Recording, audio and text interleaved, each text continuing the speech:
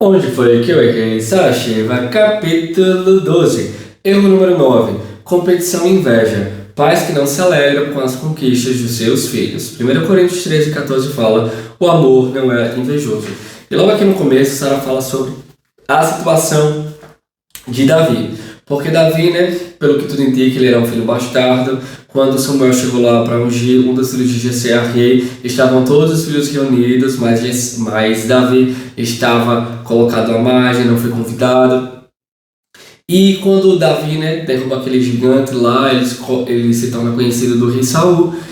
Saul se torna para ele como se fosse um pai, ele acaba casando com a filha de Saul, se torna realmente um pai para ele. E Davi, ele é o exemplo bíblico perfeito de um filho que sofreu a inveja na mão de um pai, no caso da figura de Saul. Porque o que acontecia? Saul, ele tinha uma autoestima tão baixa, ele era tão feliz dentro dele que ninguém poderia brilhar mais do que ele. Tanto que a inveja dele, ele começou até a tramar em matar Davi, por conta que quando Saul mandou Davi para a batalha, ele matou milhares de soldados. E as mulheres começaram a cantar quando Davi chegou da guerra.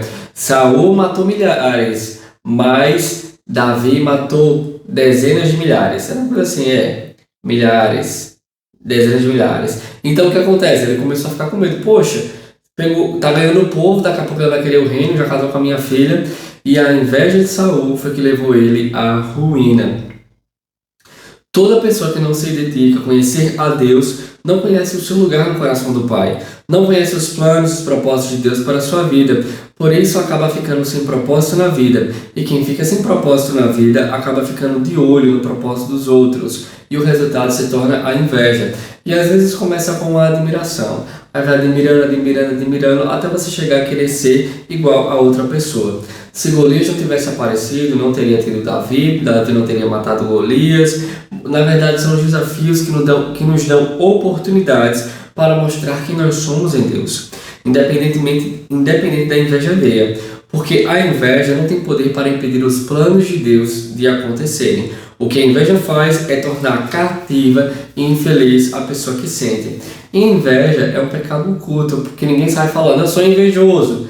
Todo mundo tem vergonha de falar isso, porque realmente é algo vergonhoso. E se isso não é tratado, vai criando cada vez mais raízes, e quando chega um momento, você não consegue nem suportar estar no mesmo ambiente da pessoa da qual você tem inveja. E quando isso parte de pais para filhos, isso é muito mais nocivo, prejudicial, porque os pais vão começar a querer o quê? Entulhar os postos dos filhos, jogar palavras de maldição, como foi falado no capítulo anterior, para que eles se sintam cada vez mais para baixo. Porque se tem uma pessoa que tem autoridade e tem peso naquilo que fala em relação ao filho, é o pai e a mãe. E o que acontece? A Sara também ela vai falando aqui que tem muita gente que não consegue romper na vida porque os pais mal resolvidos ainda influenciam a vida deles. Temos de aprender a lidar com a inveja. Não podemos depender da aprovação das pessoas para sermos felizes. Por mais que amemos, temos de ser livres. E eu vou abrir aqui um parênteses sobre os pais narcisistas. Procura aí no YouTube, o YouTube está cheio. Os pais narcisistas são aqueles que sempre estão colocando você para baixo, sempre estão querendo diminuir você. Quando você se sente melhor sobre alguma realização, é tudo sobre eles. Eles falam, você só conseguiu por minha causa. Se não fosse eu que trabalhasse, se não fosse eu que educasse você, que pagasse uma boa escola, ou que fizesse isso, ou que fizesse aquilo, nada do que você é hoje seria possível se não fosse por mim. Então esses pais, eles colocam um peso muito grande em seus filhos e nunca deixam que eles floresçam.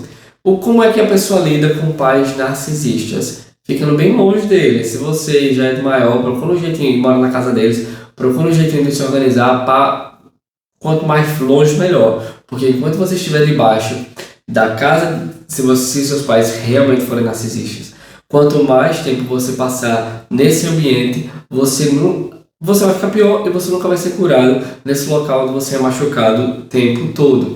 E uma das características dos pais narcisistas é a inveja. Todo pai que tem inveja do filho é narcisista? Não, mas todo narcisista tem inveja do filho.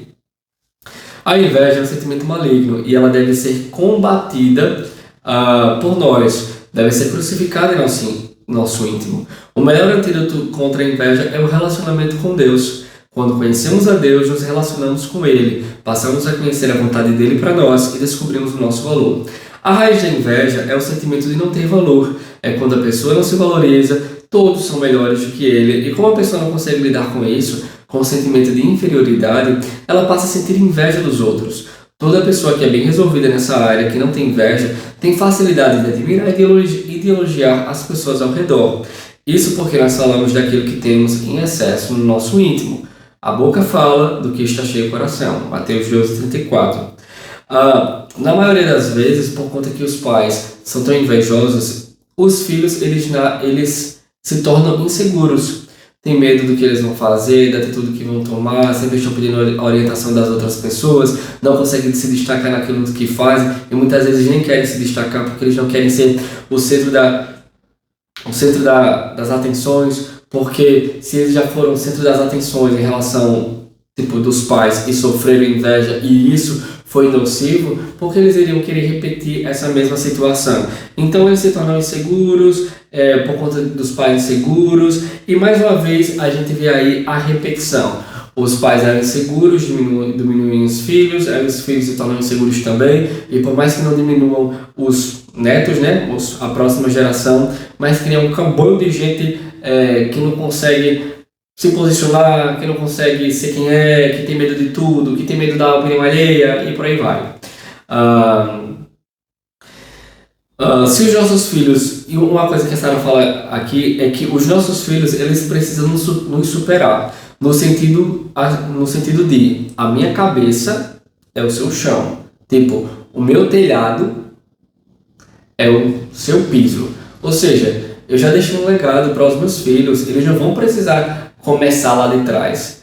Eles já têm um conhecimento a mais, já têm uma noção melhor. Eu dei para eles um suporte que eles já vão precisar passar pelo que eu passei para ter a sabedoria que eu tenho. Então, eles vão começar de onde o meu teto vai ser o piso deles, porque a minha mente está aqui. Então, tudo que eles vão fazer vai ser aqui, desse direcionamento que eu vou dar para eles. E isso tem que ser algo...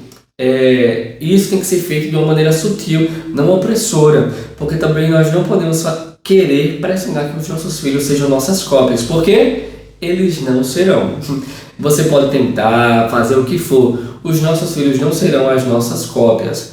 É necessário que eles nos ultrapassem, nós somos bem-sucedidos quando os nossos filhos nos superam como é que eu posso falar? Na categoria deles, no próprio meio deles. Não necessariamente que, por exemplo, se eu sou um bom jogador de futebol, meu filho tem que ser melhor do que eu jogando futebol. Ele pode ser muito melhor em outra coisa que eu não seja. Nós temos que ter essa sutileza para que nós não venhamos cobrar os nossos filhos a serem a nossa cópia, e também não podemos dar uma criação medíocre que os nossos filhos se sintam um fracasso. E é isso aí, pessoal. Vamos que vamos. E bora aí para o próximo erro. #SóSucesso.